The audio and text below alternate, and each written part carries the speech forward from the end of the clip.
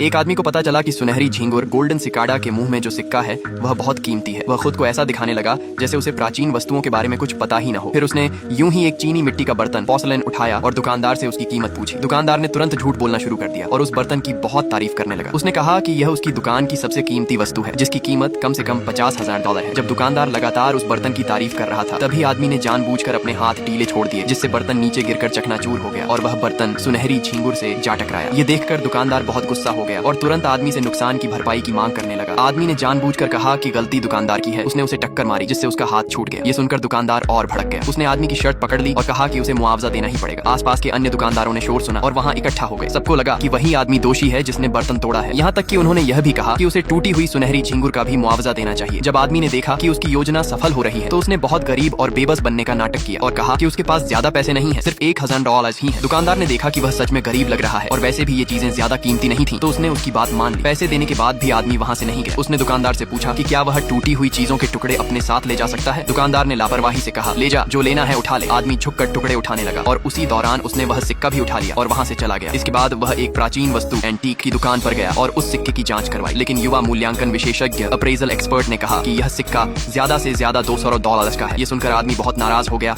और दोनों में बहस शुरू हो गई। उसी समय दुकानदार ओनर ने शोर सुना और बाहर आया। उसने तुरंत उस सिक्के की असली कीमत पहचान ली। जब उसे पता चला कि आदमी ने यह सिक्का पुरानी वस्तुओं के बाजार से खरीदा है तो वह बहुत उत्साहित हो गया और बोला, यह सिक्का तो 10,000 का है।